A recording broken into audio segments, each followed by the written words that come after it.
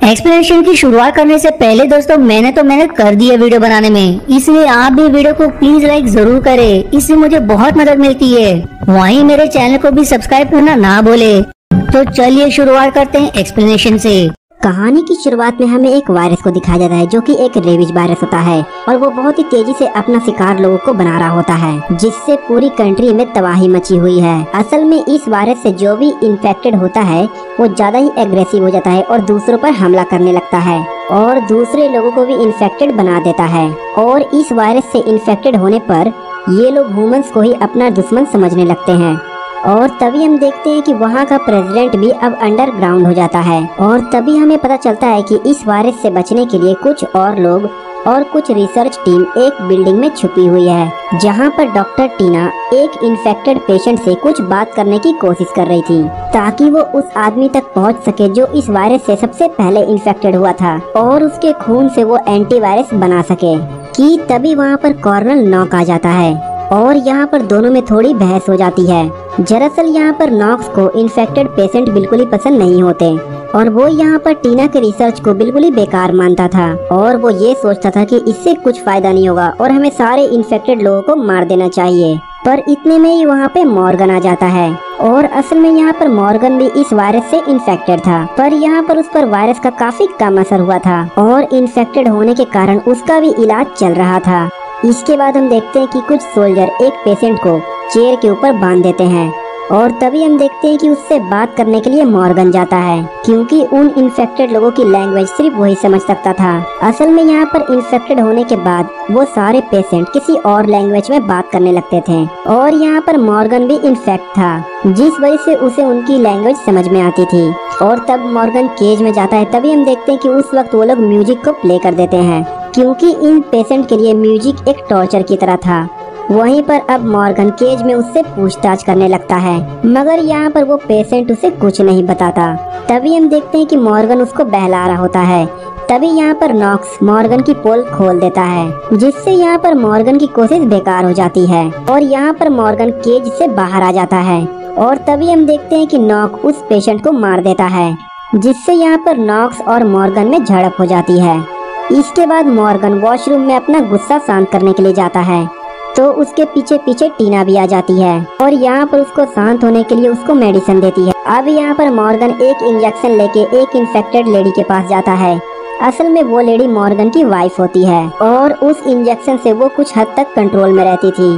वहीं पर scene cut होता है और फिर हम देखते हैं कि कुछ सोल्जर एक पेशेंट को फिर से वही सेल में बांध रहे थे कि तभी वो आउट ऑफ कंट्रोल होकर सोल्जर को ही काटने लगता है, जिसे देखकर स्कूटर नाम का डॉक्टर उसे रोकने के लिए आता है, मगर वो पेशेंट स्कूटर के हाथ पे भी काट लेता है। तभी बाकी लोग वहाँ पर पहुँचते हैं, उस केज के अंदर बंद कर देते हैं और स्कूटर को जल्दी से ऑपरेशन के लिए लेके जाते हैं, जहाँ पर टीना उसका हाथ काट देती है, जिससे थोड़ी देर के लिए वो तो ठीक रहता है, मगर इसके बाद वो अजीब बिहेव करने लगता है और यहाँ पर हम देखते हैं कि नॉक्स उसे भी मार देता है।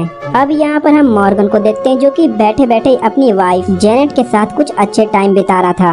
अब यहीं पर सीन कट हो जाता है और फिर हम देखते हैं कि मॉर्गन उसी केज में आ जाता है और उसी पेशेंट से पूछताछ करने लगता है जिसने स्कूटर को काटा था और यहाँ पर मॉर्गन को उससे भी कोई जानकारी नहीं मिल पाती। अब इसके बाद मॉर्गन, टीना और नॉक्स आर्मी जनरल के पास जाते हैं, जहाँ पर टीना जनरल को बताती है कि उन्हें यहाँ पर और पेशेंट चाहिए जो कि सिर्फ सोल्जर ही ला सकते थे, मगर उन पेशेंट को पकड़ने की वजह से काफी सोल्जर की जान जा रही थी। इसीलिए नॉक्स टीना की इस डिमांड को रिजेक्ट कर देता है। तभी यहाँ पर मॉर्गन बताता है कि वो सारे पेशेंट प्लान बनाकर ह्यूमंस पर अटैक करने वाले हैं और हमें उनको रोकना होगा। अब यहाँ पर आर्मी जनरल टीना की डिमांड को एक्सपेक्ट कर लेता है और यहाँ पर नॉक्स को और पेशेंट लाने का ऑर्डर दे देता है। वहीं पर हम देखते हैं कि मॉर्गन वापस से अपनी वाइफ जेनेट के पास इंजेक्शन लेके जाता है और यहाँ पर मॉर्गन को देखकर जेनेट उस केज से बाहर आने की जिद करने लगती है, मगर यहाँ पर मॉर्गन उसको शांत कराते हुए कहता है कि वो उसे जल्दी ठीक कर देगा। अब यहाँ पर हम देखते हैं कि टीना मॉर्गन को इंजेक्शन दे रही होती है और तभी वो बताती है कि इंजेक्शन की वजह से मॉर्गन सिर्फ कुछ देर तक ही ठीक रह सकता है और साथ ही वो यहाँ पर बताती है कि उसने मॉर्गन का ब्लड किसी रैट में इंजेक्ट किया था, जिससे वो रैट काफी एग्रेसिव हो गया था और यहाँ पर वो दूसरे रैट को काफी बुरी तरीके से काट रहा था। और इसी बीच हम देखते हैं कि टीना उसे प्रपोज कर देती है और यहाँ पर उसको कहते हैं कि जेनेट अब ठीक नहीं हो सकती, तो तुम्हें अपने लिए कोई और ढूंढ लेनी चाहिए। पर यहाँ पर मॉर्गन उसको इनकार करके वहाँ से चला जाता है। अब वहीं पर हम टीना को टॉयलेट में देखते हैं, जो कि काफी रो रही होती है क्योंकि लास्ट डे इंटीमेट होने की वजह से वो प्रेग्नेंट हो गई थी।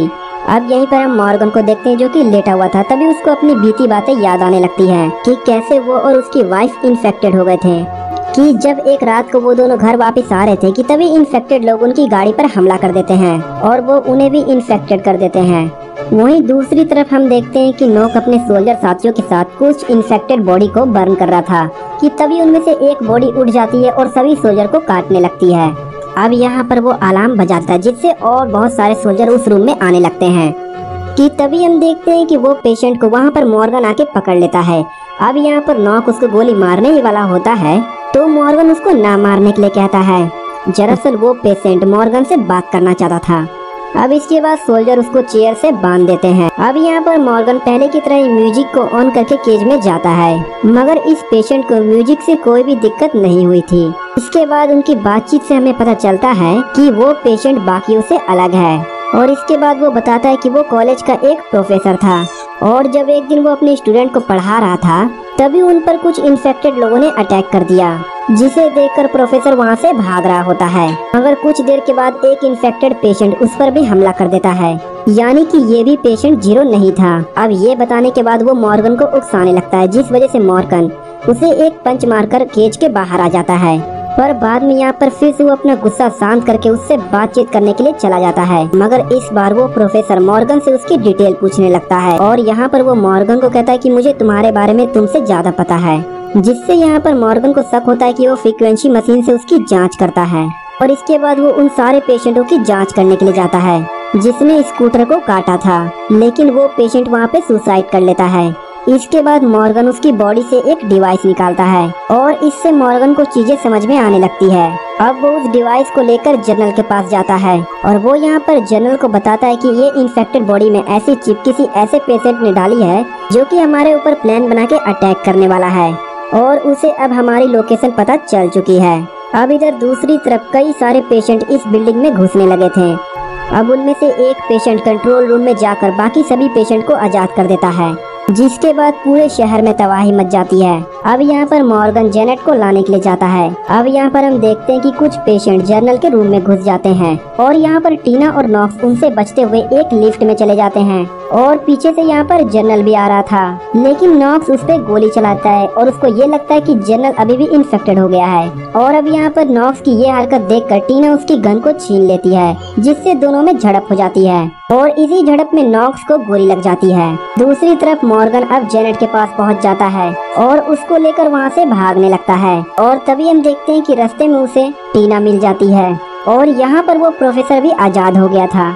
अब इन सब बातों के बाद हम लैब में एक डॉक्टर को देखते हैं जो कि वहाँ पर पेशेंट से बचने के लिए छुपी हुई थी, मगर उसी वक्त एक पेशेंट वहाँ पर आ जाता है, जिससे बचने के लिए डॉक्टर उसके ऊपर केज गिरा देती है और इस केज की गिरने की वजह से इन्फेक्टेड रैट भी आजाद हो गई थी। वहीं पर टीना अपने लैब से एक बॉक्स लेके आती है। अब इसके बाद तीनों उस बिल्डिंग के चिमनी से बाहर निकलने का डिसाइड करते हैं, क्योंकि वही एक रास्ता बचा हुआ था जहां से वो भाग सकते थे।